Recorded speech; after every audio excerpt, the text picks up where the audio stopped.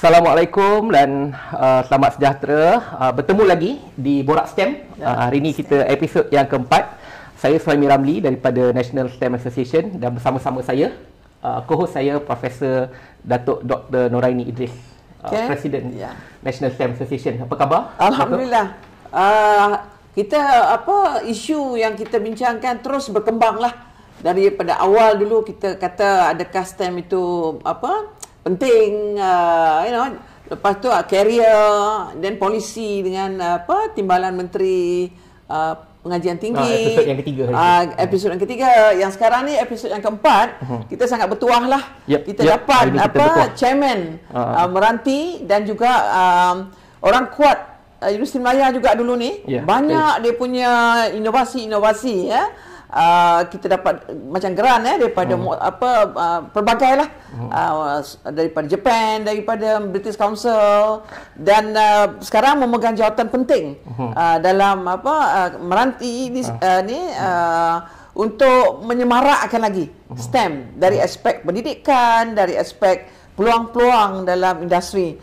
Jadi selamat datang saya ucapkan pada Profesor Dr. Rofina Yasmin Othman, Pengerusi Malaysian Research Accelerator for Technology and Innovation, ataupun nama glamournya ataupun nama ringkasnya Meranti. Jadi selamat datang Prof. Terima kasih.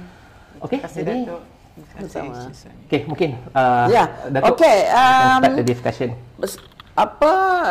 Prof sebagai pendidik dulu pengkaji, and then sekarang memegang jawatan yang penting dalam Kementerian Sains dengan Teknologi di Malaysia ni, Meranti pula ni. Jadi pada pandangan Prof yang dalam industri dan akademia ni, macam mana kita tak kurang maju lagi? Kita masih pula tertinggal dengan kita bandingkan dengan Vietnam pun kita tinggal. Cambodia pun dah mula meninggalkan kita. Baru nak up. Apa pandangan Prof tentang itu? So, saya boleh tak setuju? Boleh tak setuju? Boleh. Please do. Setuju. Sebenarnya apa yang Datuk kata tu ada kebenarannya, tapi ada juga saya rasa kadang-kadang we are our own worst enemies lah, kita and itu sedikit sebanyaklah masalah STEM sebenarnya. Betul. Okay. Sebab kita tak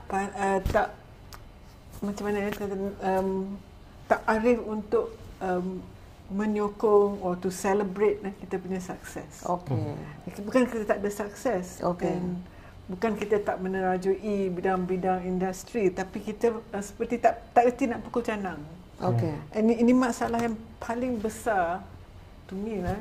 Kenapa anak-anak muda sekarang memang tak ada minat langsung lah. I heard apa yang Puan Hazmi kata tentang sains. Because science is not sexy, science is not relevant. Itu yang saya sering dengar lah. Saya juga ibu, itu kerjaya yang amat penting. Pada dua anak lelaki yang tidak memilih sains. Mak dia saintis. Mak saintis, bapa teknologi, sama arkitek. Tapi dia tak memilih. Daripada sekolah dah minat dia tak ada. And I watched it, I wondered why. And memang dalam sekolah, di sekolah cluster, sekolah yang cemerlang, tapi kebanyakan anak-anak memang kurang melihat sains sebagai satu yang menjadi pilihan utama. Lain except for medicine ke, nak jadi doktor. Dan lain lah. Itu pun ada persoalan sikit lah. Tapi adakah kita sekarang berada di belakang negara-negara yang serupa lah, macam Vietnam, Thailand. Thailand walaupun ada kecoh politik pun, sains dia bergerak. So why is that? I mean, honestly speaking, perception more than reality lah. So how do we change that? Itu yang for me, apa yang kita kena really focus on lah. Macam right now we're not focusing on macam Meranti sekarang, macam mana peranan Prof di situ untuk membantulah negara kita supaya dapat menonjol tadi tu? So Meranti ni dia adalah satu entiti baru lah. Walaupun komponen dia dah lama. Dia adalah gabungan di antara dulu Magic dan dulunya Teknologi Park Malaysia.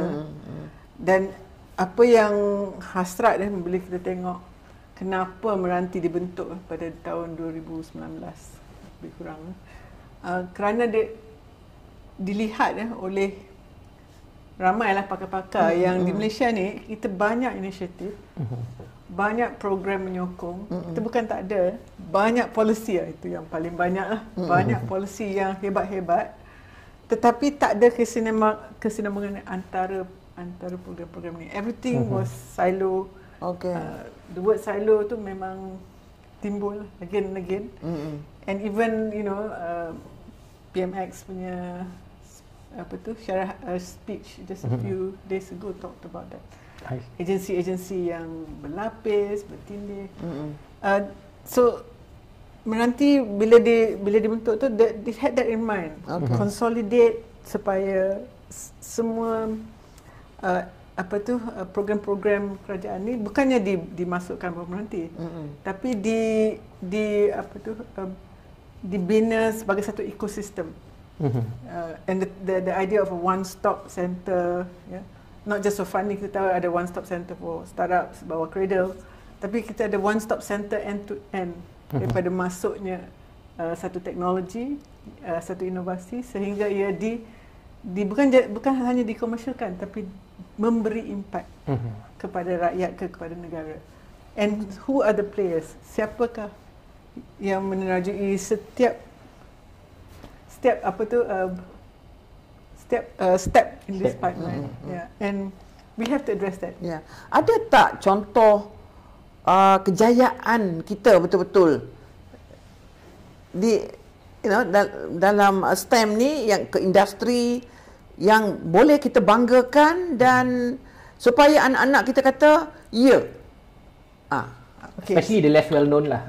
Okay, so sebenarnya kita nak tanya apakah yang dapat merangsangkan perasaan antara anak-anak kita lah. And it may not be as straightforward as that lah. Betul. Sebab kita ada contoh yang amat baik lah. Kita ada big contoh lah, Grab ke atau Aerodyne ke atau banyak lagi lah syarikat yang berasaskan sains yang telah taken quite big steps forward. Ada yang dah ada listing. Kita tahu there's a few companies yang in herbal products yang telah masuk ke bursa atau bursa luar negeri, even better. Tetapi is that what is exciting our children? Not really. No. Tak, dia tak nampak. Dia tak nampak. Dia sebab bila dalam pendidikan ni, dia from cradle to career tadi tu kan.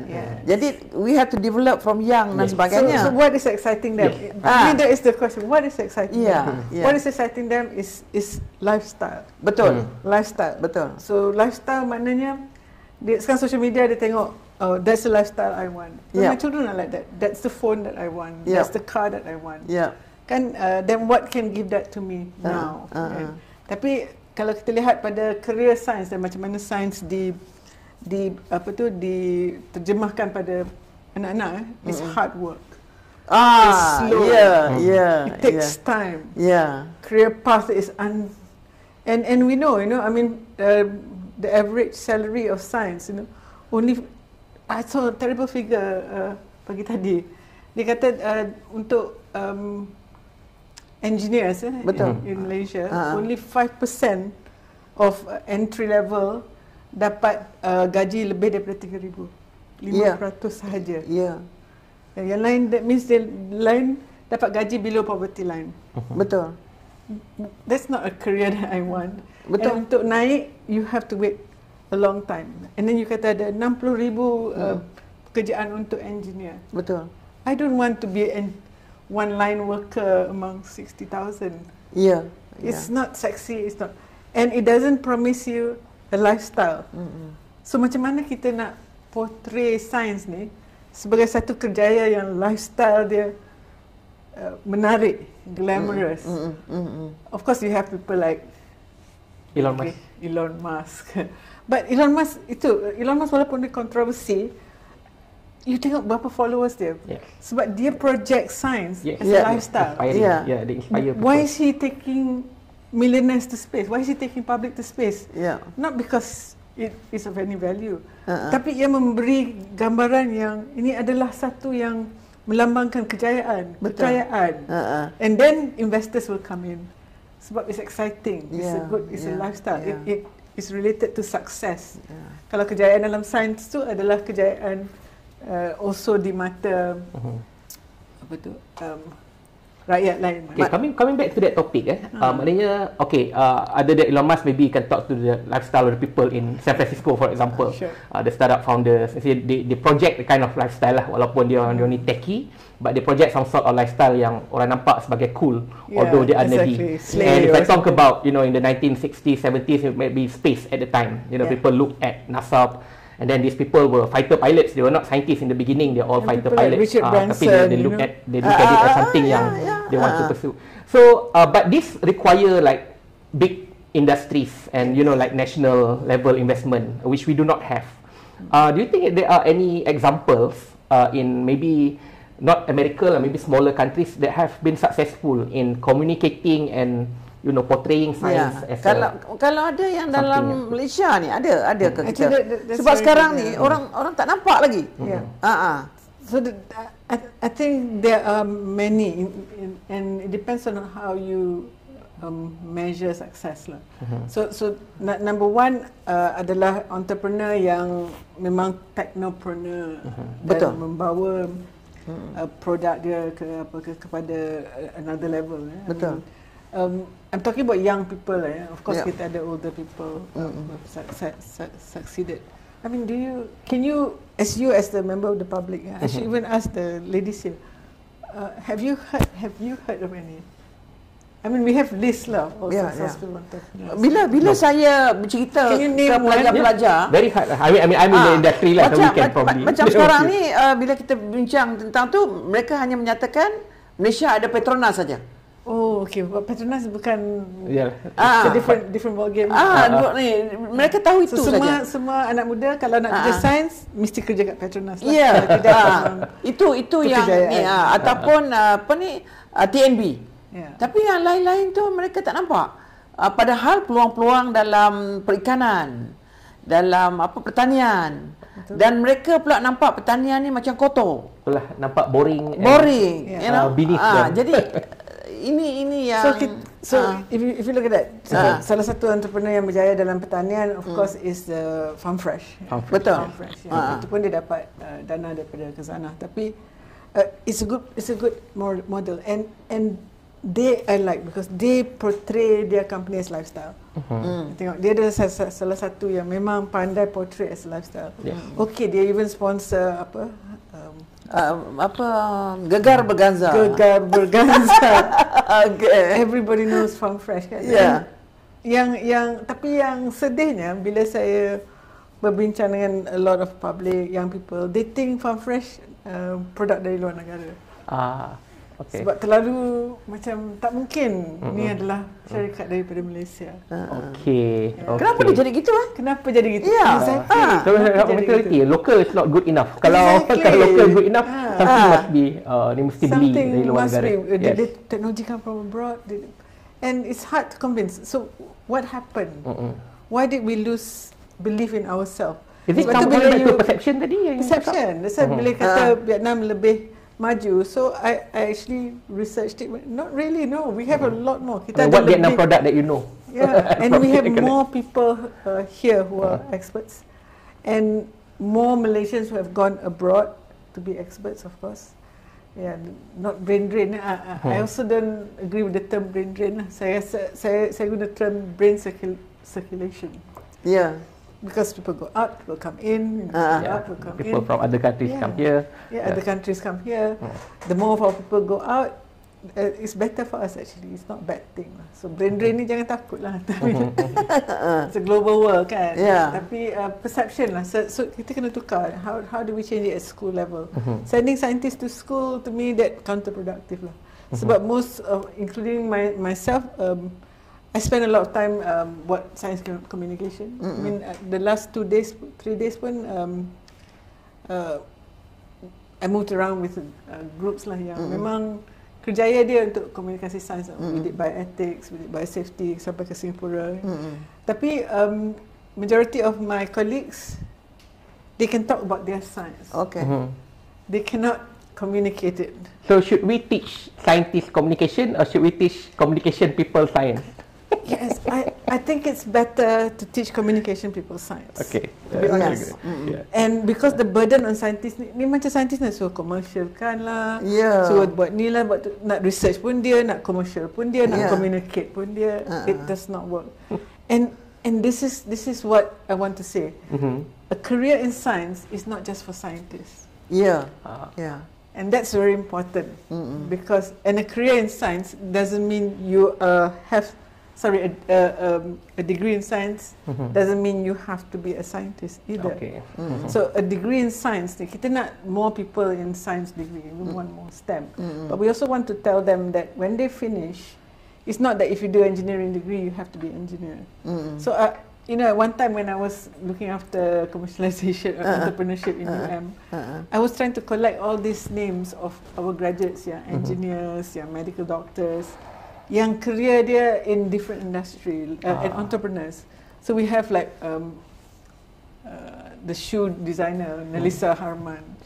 She's an engineer, mechanical. These are more interesting cases, kan? Yeah, these are more interesting cases. So and they're actually many engineers. Asia, the owner is an engineer. Yeah, Viasha. Top Glove.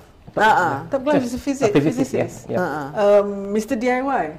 Mr. DIY is a physicist. In fact, a lot of physicists become billionaires. So I also wonder why. And sometimes I think it's their So children watching, tengok major in physics. Top 10 billionaire in Malaysia. At least two. Two. And maybe it's their analytical mind, their focus, their ability to really, do foresight. Because physicists, they're very good at foresight because they do theoretical thinking. So if you want to have the ultimate design thinker, it's actually physicists. Can you imagine? They have to imagine what an atom is. You cannot see, you cannot touch it, but they can describe it to you. Even this light. Photon. The photon. You have to have a real creative brain. And so a career in science is so exciting. But if you don't do science also, you can be a STEM person. And I think we need this link much more now than before. And if we want to send 100 scientists to the school, I think we should send 100 science communicators to school. So maknanya sekarang ni peluang-peluang tu ada, peluang ada. Cuma sekarang ni adakah kita punya sistem pendidikan tidak menyediakan mind? Betul. Okay. Saya amat setuju. But it's not because of the curriculum. Okay. It's because of the method of teaching. Okay. Yeah. Can you expound on that? Okay. I don't want to to take all morning. No. I don't want to put like the blame on satu kumpulan. Betul. Tapi masalahnya kan, I read from front to back, bila the our blueprint not for higher education, for school. Okay. It's perfect. Betul. It's beautiful. Betul. Tak payahlah berjuta-juta lagi nak buat yang baru. Tak payah. Tak payah. Kita kena lihat kenapa kita tak boleh terjemahkan. Betul. And that's the reason. And why our children are burnt out. Why they run away from science. And definitely it's the way they teach it lah. Betul. You mean at primary, secondary level? Primary, secondary. Okay. Content memang hebat. World class. Jangan malu pada kita punya dasar. Dia sebab blame dasar. No, it's not dasar. It's penyampaian. My kids totally not excited by science. But I can understand sebab dia punya struktur mengajar tu terlalu preskriptif. Betul. Macam you agree tak? Betul. Dia lebih transferring transferring knowledge. Knowledge saja, bukannya interaction apa semua. Not knowledge, but information saja kot. Jadi sekarang ni kita ada lebih kurang 500,000 teachers kat luar sana. Okay. So maknanya these are the agent of change. Yes. Ya, jadi macam how can mesti juga yang pembudayaan STEM tadi tu helping work together hand in hand dengan Kementerian Pendidikan tadi tu to help this 500,000 teachers ni tadi tu. Ada ke inisiatif ke atau macam mana? Exactly. Saya memang rasa that yang perlu bantuan sekarang adalah guru-guru. Okay. So we talk about this all the time kan. Kita dah tahu dah teachers are overburdened. Betul. Just like scientists are overburdened. Scientists expected to do sampai kepengemuselan. Betul. Teachers lagi lah overburdened. Betul. Kan? Sebab they have paperwork, they have, it's so easily changed, isn't it? I mean, digitizing teachers' work. That was attempted, but what went wrong? It seems that when they digitized teachers' work, the teacher had more work, more time at work. To key in. Yeah. So instead of making it easy, it got harder. Right. Or not to say harder, it took more time. Kenapa? As a person in the industry, I also want to know. Apa yang berlaku sekarang ni? Kita ada 14 negeri dalam Malaysia ni. So kita banyak di kawasan luar bandar. Luar bandar ni tadi tu dia punya kuasa internet tu tak kuat. Jadi macam saya berbalik dari Sabah dan juga sebelum tu di Sarawak. Kesian yang jauh daripada bandar tadi tu memang dia ada masalah. Begitu juga di Kelantan, di Kedah, tak jauh saja daripada Kota Baru tu masih masalah. Jadi maknanya sekarang ni infrastruktur kita pun satu cabaran. Sebab bila mereka but the problem even for teachers in the urban areas, maknanya the workflow tu as you said lah, dia tak selesai. Cannot this be an opportunity? Dua opportunity. Satu opportunity untuk membuka peluang kerja kepada IT graduates. Okay. That means to say, or maybe even an entrepreneur. If I were an entrepreneur now, I would go up to the government and say, here's my company. I will provide key-in services for all your schools. Yes. And then so I will... That's a startup idea. It is it's a great startup idea because, and rather than the school have to set up its own IT system, why don't someone come in and provide the services like people provide accountancy services? Why not school? Because it's a real problem. School management service. Any teacher. It's a school management service. Betul. So, I don't know whether there's a such thing. Kalau in science kita ada LIMS kan, Laboratory Information Management Systems. In accountancy we had SAP, semua tu kan. But for education management in schools, ada tak? Kenapa tak ada? Because to me that's a simple solution. Kita fikir ni simple startup ni. This is something I can I can discuss with my startup friends. So real problem ada dekat depan kita. You talk to any teacher, they will say the same problem. Betul. Kesian. There must be a market for it. Let them enjoy. Most teachers I see, they want to teach.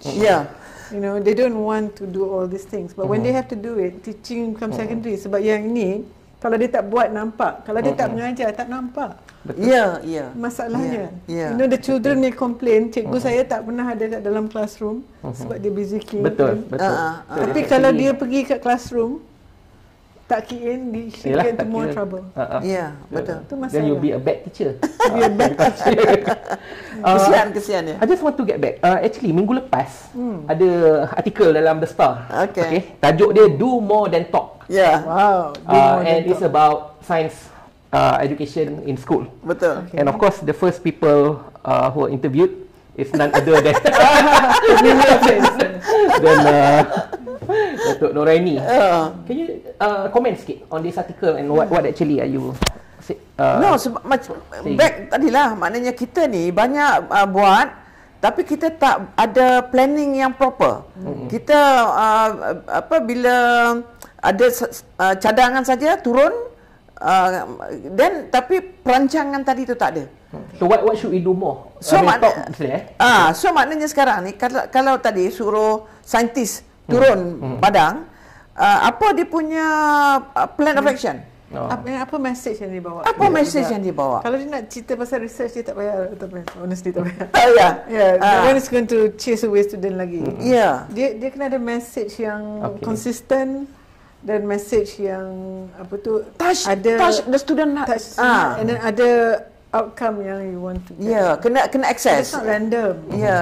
Kena maknanya apa yang kita buat tadi tu, starting point kita di mana? Setelah pelaksanaan ini berapa bulan, kita assess apa berlaku. Ada tak kejayaan?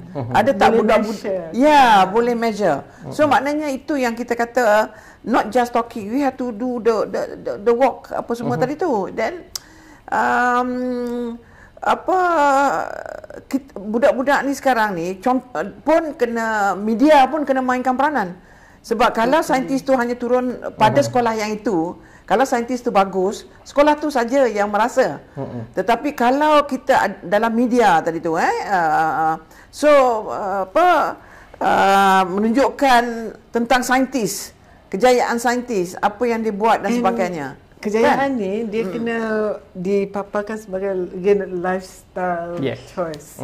Macam how wonderful yang saintis-saintis yang boleh pergi berenang dengan dolphin, boleh pergi like for me kan, I travel the world dengan untuk kajian saya tentang pisang. I mean that kind of perspective of science.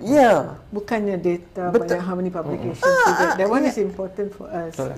Tapi dia tak nampak, masyarakat tak nampak. Sebab apa? Macam sekarang macam Prof dalam macam mana dia dalam set up incubator dia untuk tanam pisang dengan cuaca yang dia control apa semua, what type of pisang yang boleh dihasilkan dan boleh ekspor apa sebagainya. Kita tak, we know how to do that. Show you example macam biotech. Biotech masa asal program dasar biotech pertama tu kan. Memang they put a lot of effort dalam memaparkan biotech tu sebagai something yang amazing. And you see the number of students. Betul. Yang rush. We program sains yang lain memang tertindas lah because biotech was the number one program that children wanted sebab they made it look so exciting. Betul. I mean, we have a success story already. It's a success story. But it is not. It's a success story in terms of education. But it was not a success story in terms of reality because there was. If you look at the status of biotech education sejak dasar kan, memang trajectory dia fantastic. Best students went there. We send them to the best schools in the US, in UK, in Australia, in Japan juga. In Japan kan, we had the bio program. But when they came back, at the same time, the industry also was supposed to rise. But that did not happen. But did not happen. And ini mengecewakan. And this became also then salah satu macam validation lah kepada anak-anak muda yang janji lebih manis lah daripada the reality lah. So itu yang kita tak boleh oversell juga sains kalau kita tak boleh bagi dia peluang kejaya lepas tu. So like the 60,000 jobs lah kan for engineering.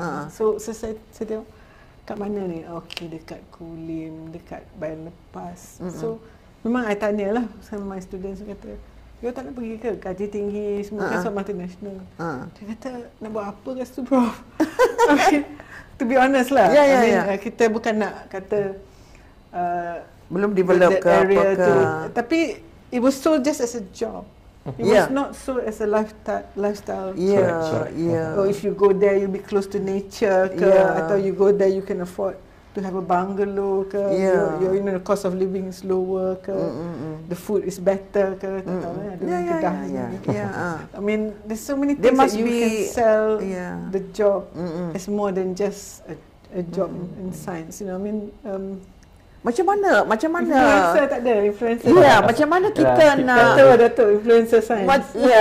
Macam mana kita nak indahkan ni? Macam mana kita nak linkkan supaya indah? Tapi nak indahkan tu kena indah pada mata mereka. Kadang-kadang ni it's not like what we think. Because they consume differently from us. Banyak idea kata buat documentary, but they don't watch documentary. They watch TikTok. And you got to be 3-minute documentary. Exactly. I don't have a TikTok account, but I know how powerful it is lah. It is. It is so powerful. Maknanya saintis-saintis kita sekarang ni kena masuk ke situ lah. Tak. Jangan suruh saintis juga. Suruh TikToker learn science. So now we want to create satu platform of science communicators who are influencers, who can be scientists or not. It doesn't matter. But people who love the idea of science. Betul. The idea of science. So kita tengok macam anak muda sekarang ni kita kena suggest ke universiti juga buat elektif. Science communication elektif ke dalam media studies. You tahu tak sekarang Malaysia ni kan, there's not a single, tak ada satu pun surat khabar yang ada science desk. The last science desk was at the Star. And that was more than 10 years ago. Lepas tu science desk ditutup. So there are no professional science journalists in Malaysia. Itu adalah satu kerugian. So it's good that the industry, the media, and then we say, what about you? What are you doing to help us? Nothing. You don't even have a science desk. You don't even have a science journalist. Tak ada. Not a single one. Sayang. Dulu utusan ada satu once a week dia ada column untuk science. Tak ada dah. Newsrate Time dulu front page, there's always this little column on fakta science. Kita kena hidupkan semula ni science facts. Kita minta media hidupkan balik. Kita nak insist that every newspaper in Malaysia kena ada satu science desk. Bagi rakan-rakan media yang menonton, mungkin kita boleh perkenalkan semula jadi ni science desk. Kurang-kurangnya ada science, bahagian science yang kita tunjukkan. One sheet that memang tak ada sekarang. Not at all. The best at the moment is macam Edge, tapi dia lihat science as a business lah. Tapi not science as a lifestyle ke science. Jadi terima kasih sekali lagi saya ucapkan kepada Profesor Rofina Pengerusi Meranti di atas perbincangan very frank and candid discussion. Banyak peluang-peluang juga tadi. Banyak peluang-peluang. Ada banyak peluang-peluang, ada idea-idea yang diberikan yang kita boleh bawa. Jadi terima kasihlah kerana spend the morning with us lah. Jadi kita jumpa lagi di Borak Stem di episod yang akan datang. Sekian. Assalamualaikum warahmatullahi wabarakatuh. Terima kasih.